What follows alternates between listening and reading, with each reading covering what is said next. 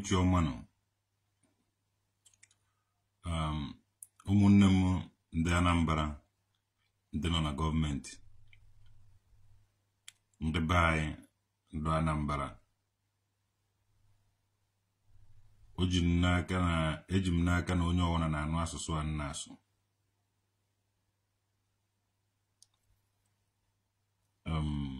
maka ọkwa amagasịrị nụ ọkwa amara na nka na Enugu na nka egechara m ya wụ ife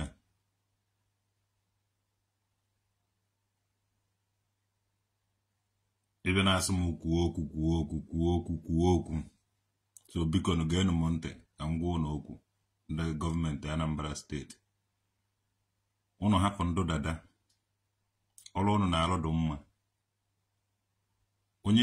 onye vurugodo dada mee ibe ọjọọ so triti ibe ọjọọ ahụ onye ahụ mere mana so hapụ dada ndị agwụ na-eche mba ndị udo ga-achị ụnụ enekwene ndị dada anya ọjọọ ma ọ lụọ ọba aka ma ọ ihe a mana onye ọwụ na bụ dada mee ihe ọjọọ jide na onye ahụ onye ọwụ na bụ dada o mee ihe ọjọọ jide na ya dịka akwa ọkụkọ ọwụ na akwa ọkụkọ mee ihe ọjọọ unu ejide ya dịka mụnwa mmee ihe ọjọọ unu ejide m mana setine ya n'iwu ndụ niile jere mee datịta nkrayas ndụ niile jere gbasa ozi ahụ n'obodo niile mana na nka mana Isuọfịa mana Ekwulọbịa mana Oko ma ebe niile a gbasara ozi ahụ biko unu ji eje gbasa ha azịkwa ozi ahụ unu ji eje gbasa ha azịkwa dị ozi nyere m aka share ya destin menu ka olu gọọmenti haus menu ka olu ebe ọwụna biko ana m ayọ ụnụ ayọ ụhụ fọs ka m na-eme ụnụ ga-eje ekwu ha asịkwa ibe a ga-ewofu nke ndụ dada ahụ a ga-ewepụ ya n'iwu enwere ndụ dada ebe niile n'ụwa niile biko ụnụ kwarịba ugwu dada wụ natara chi onweghị onye ma onye ga-amụta nwa ya echi nwa ya ha wụrụ dada so ka Chukwu na-eme ya ọhụụ mmadụ na-eme biko nụ maka ụmụnne anyị ndị ha etere ndị dada ọ ga-ebido nnukwute ọgụ ha ga-ebido kịta treat where these people marginalize ba ndị bụ dada n'obodo kọba ha ọnụ ma mee ha biko hapụnụ the people hapụnụ onye ọwụna onye vuru dada mee ihe ọjọọ ọ na-ejide onye ahụ onye buru dada mee ihe ọjọọ so jide onye ahụ mana biko nụ eji ekwu ha asị ya ndị niile tankara ya niile ndị niile jere gbasacha ozi niile ahụ ọwụ na vileji unu tiri iwu kwuo na ndị dada onye gbasara ozi ahụ ji eje gbasa ha asịkwa ya ọmụnwa wee mekabe nwoke dị traditional nwoke dị dada nwa udude nke mmiri kingdom ndị gbasara ozi ahụ dị Enugu na nke iji agbasa ha asị ya ndị gbasara ya n'Isuọfịa iji agbasa ha asịkwa ya onye enyere ọrụ ya lụọ ibe onye enyere ọrụ ya lụọ ibe a gwara ya lụọ adịkwa na adị ewefukwa na ewefu ọibe a na-emebi isiri ndị be anyị ọrụ iwe mmadụ na polisi o chebezie na oyi yunifọm o werezie yunifọm ahụ ọ hụzie ndị eyighị yunifọm asị ihe ọzọ o chekwuo na amụrụ ya be nwoke dị ma ọ na amụrụ ya be ihe a imwe mmadụ n'ọrụ amị ma o wee mmadụ n'ọrụ skaut ọfụbazie ndị na-awụ ndị skaut brigade wanụ asị ihe a o jee tiwe ha ihe ma o mebe ihe a ewee ego n'ọrụ were ọrụ ahụ lụọ ya perfectly soja go soja come barak still men ọsọ nsọ ihe ọma imere mgbe ị na-arụ ọrụ ka a ga-eji echeta gị mgbe ị ga-arụcha ọrụ ahụ ndị na-agwa okwu awụ ndị na-aga agbasa ozi ebe ịgụ maikrofonu si gị kwuo ụzọ ihe 10 ilu oge ikwu ụzọ ihe 15 tiri ya ụnụ na-aka ọsụrụ Chukwuma Soludo gọọmenti ụnụ na-aka ọsụrụ ya wahala ọwụ na-enye gị kọntraktị ị gaghị alụ ihe e nyere gị kwuo na ị gaghị alụ dete nke achọ onye ga-alụ ya lụta ya ọfụma nye ya unu ga-aga gbasaghasị ozi ahụ share ya na this video and menu ya ọsịsọ nwoke gbasara ozi n'Enugu na nke iji agbasaghasịkwa ozi ihe ọwụ na irie n'ego nke akwụrụ gị akwụ iji ejelụ nke iji ejelụkwa nke iji elụtaghị ya ị ga-agalụ ha asị ya ndị elụcha ya agaghị akwụ gị ụgwọ onye ka ọ dị ma ndị jere gbasa ozi n'oko ma ndị jere gbasa ozi n'isi ofe ma ndị jere gbasa ozi n'ọba ma ndị jere gbasa ozi ebe niile nọ na-agbasa ozi ma ndị ka je agbasa ozi agbasa wepụnụ ndụ dada wepụnụ dada unu tinye n'iwu unu je eche ụmụ nwaanyị ha mụta nwa unu eje nenebe isi ha mara na ọ na-eme dada o mewe dada ọ na-akpụọ ya no dada ahụhụ ọgwụ onweghị gbasara ya na ọgwụ ọ isi na-efu n'ahụ mmadụ mụnwa traditional nwoke dị na ayọ unu biko ka unu mendie ya na iwu anyị niile na-achị awa anyị niile gọọmenti suwepụ ya na ọ bụrụ na etigo ya n'iwu suwepụ ya ọ bụrụ na etigo ya n'iwu suwepụ ya ibe a na-achọwụ ndụ na-eme ihe ọjọọ na Anambra steeti ndụ na-eme ihe ọjọọ na ala Igbo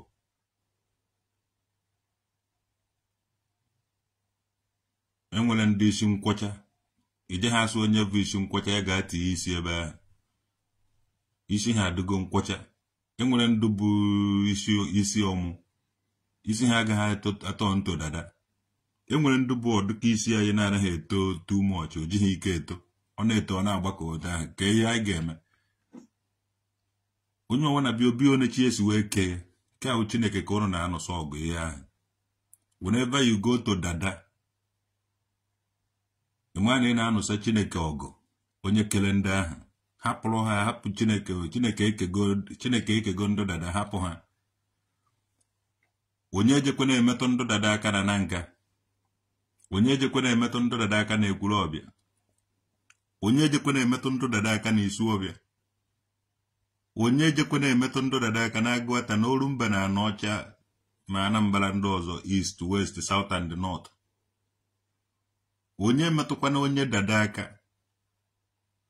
ọ bụrụzie na onye dada mee ibe adịghị mma unu ejide onye ahụ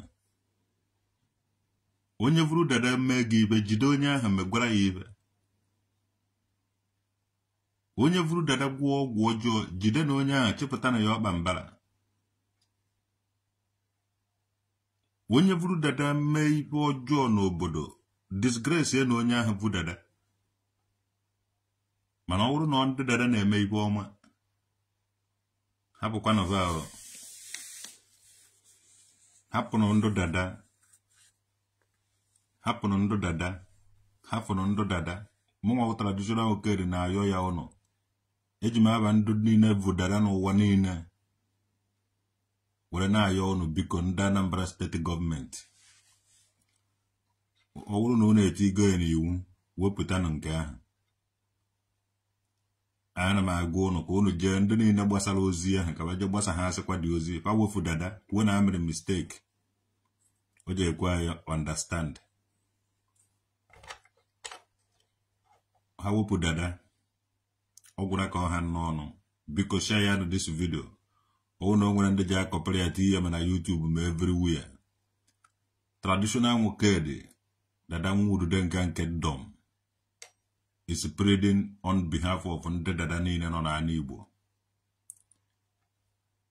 because the people without the history of the past is like a tree without root. Ndị dada face go a lot of marginalization and the intimidation and the harassment to their own fellow people. They have been discriminated against their own people in their own mother and the fatherland in the past. But this time around, we want to build something that will accommodate all of us, irrespective of Ibu isi nkwocha, Ibu isi etuku, Ibu isi omu, Ibu isi akeka, Ibu isi odisi osokwara guburu. I want to live together. and they work together and they respect the government together, Anambra State will be great again. I need Nagahan on a one basket. Even Obi Ogaranya. And then when do that and when this in quacha. When do ba trailer. When do ba onyema. When do ba evuka. When do blisi when do go ele. When we na hang, when do Malama, when do Jolojo, when do believe, when do them pump, when do doji, when do watch. The Kiva and hang when they will be Ogaran. Anambra supposed to be great, Okwasile would look to be Ogaran, Oja will be able to ancient people no for one in a bigger band. So you have a tampon boy, Tepan, if any that you have been to their history. Ina Nyevona. Oni who is where ditch to aka a bice where best where ditch each. A bice better like if I need make in a Anambra State here on an Igbo hand to hand. They need a Kabemodaka begging, and they need a Kabemodaka begging. But we can respect each other, share the same road we have together, share the same market that keeps us together. That unites us. If I know Kuhari on each other at the Foromon, and when he go over no jiki, Billy Gorona, if you were no money elegy, some Jagona, you will you draw me as some good 10 naira. In young the money, and young Guji, and Navaqua, I hear Kuhari gone, if you do that we don't want to Kuhari and honor. And I for that old enough on Amquaneke, on a Maya, I know Kuhari on. So we have a lot of things that they hold us together, bind us together. But I have the benefit or the good side of it. Yes. So makame velo no ni noli na kuna mkwane konya protata so kwa echi. Anambra State government yana mayo no noli na kuna mkwane ke na bandi chi ebae na bandi chi ebono na fa mmonu na efe na fa mmonu na ekbere biko ha fono ndo dada.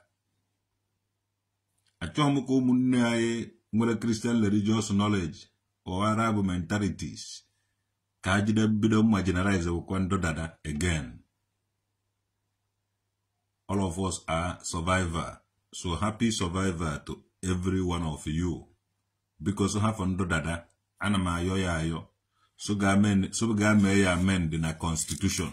Owu na eti go yo ba na iwu so ga wepụta ya. Nduri na mere this announcement ba ga me harikwa the announcement kwuo no mistake ka ha mere. Ogwara na ko ham no no. God happy now when Anambra State government get this message and put it in consideration.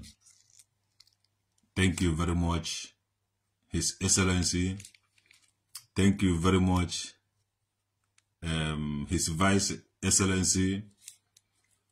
Thank you very much, all the cabinets and the government officials. In the name of civilian. I am a civilian. I am a government person. And I'm a young big going to tender justice with mercy. I have go dada for a long time. Ndo dada do go centuries. I know go before government tibia. So I know no ganon. Take care of dada. But una force no one ka dada. Thank you very much. Makabengo Kedi from Obago Mkwago. So me llamo no mana como a fuego y uno na try too much. Uzo ni nedo ne kulobi alo uzo ni nedo na nanka, uzo ni nedo ni buku everywhere, uzo huo, uno na abwani. Mana biko tendano justice with the mercy nebendo dadano. Nako kwa isolo kwa na aga n'uzo ona onaka mwamma. So yaga zienu.